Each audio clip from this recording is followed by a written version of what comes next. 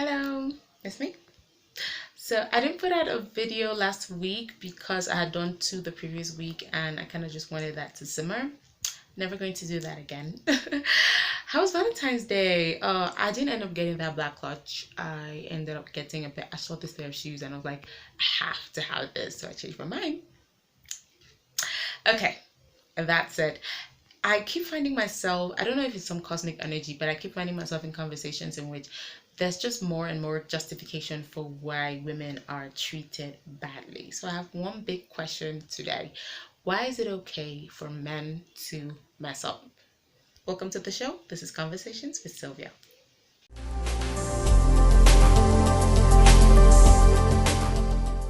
This is why I think that men constantly mess up, because I think that we as women have provided an environment as a society that is sort of a permission slip to men to mess up.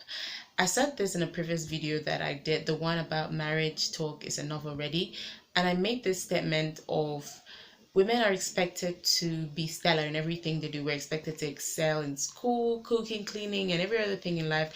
But when it comes to men, women are they're told immediately, almost immediately, like, don't be picky. All men are the same. All men cheat and all of that. Why is it okay to put such a low bar for men to meet and such a very high bar for women to meet, and then you expect the level of equality and understanding to be enough for? Because here's the thing, we make it look like the factory settings of men is to mess up and women are just supposed to accommodate all of these things. And it's really just funny because all of these men that you keep expecting shit from, let me just say this first of all, men have the natural ability and they possess it to be great people, to be nice people. We keep the repetition of men would cheat, or men are like this, or men are like that, is sort of internalizing that they are supposed to be bad people or they're supposed to treat people badly, and that is not okay. Let me just put that out there. Okay, so back to what I was saying. Men can be really amazing people, and I'm saying this and I'm stopping. I think you can see me breaking, because it baffles me at how much madness we're supposed to expect. Men can be great people, and I'm saying this for the third time. Everybody has that. Everybody knows that one man, teacher, father, uncle, everybody, mentor, or everybody knows that one person, one man that you feel like, wow, this is a really good man, and you wish maybe your dad or your boyfriend or your partner or whoever, you wish you just had more of this kind of people in your life, because you see how much influence they are, how much of a good impact they make in your life. Let me give you the backstory to this. I was with a group of ladies yesterday while we were waiting for the show to start. I host the MBACAs, by the way. Okay, so while we're waiting for the show to start, I was with a group of ladies, and one was describing the other person's husband, and everybody kept saying, "Oh, you're so lucky, your husband is a good man. You're so lucky, your husband's a good man." And then it hit me. We are actively looking for bad men and bad people to spend the rest of our lives with, because we have accepted that good people are not enough. We've accepted that good men are impossible to come by, except that you're one of the chosen ones by the gods of the earth to have any sort of a good. And this is partly thanks to the fact that we're still living in a society where being married puts you above any single person in whatever category whatsoever according to society. And so it makes you want to celebrate the presence of a man in your life. And then you move from there to looking for all ways to keep the man in your life, even if he beats you, batters you, insults you emotionally and physically. No matter what he does, you have to understand that men are always going to be men. Men cheat, men behave badly, so just manage it, just take it the way it is. I'm not trying to suggest that there's a utopia for relationships or marriage. Everyone has issues, but we have taken the statement of all men, or all men have issues, to be our banner for taking everything. That is not okay. And this is not an angry black woman rage kind of thing. So please don't use it as an excuse to not listen or pay a little bit of attention to what I'm saying. I'm not saying this because I'm heartbroken or I broke someone's heart. It is really not about any relationship, presence, or status at the time. I'm saying these things because I am genuinely concerned about the future we're building for ourselves and those behind us by constantly pushing the narrative of men are always supposed to behave badly. And I don't even think it's a gender thing. Yes, I don't. Do you realize that some of the men that beat up women, there are other women that they would never even push their. These same men that beat up their partners have no women that they can never even push their heads. These same men that treat you badly have other women in their lives that they have treated amazingly. Or maybe they met somebody after you or before you and they treated them in ways that can make you really, really jealous. For me, I think it comes down to attitude, and our attitude is formed by what we accept. From our acceptance we're able to put out to show our actions show what it is that we're willing to tolerate. We've all been there. I have been there. I told myself that all men cheat, so if he cheats on me once or twice, I'm going to forgive it. I said that I was going to forgive it, and I thought I did. I really thought I did, but I didn't. The thing is, at the time, I did not know and understand that you can actually really forgive someone, because forgiveness is actually very important. But I didn't understand that you can actually forgive someone and walk away.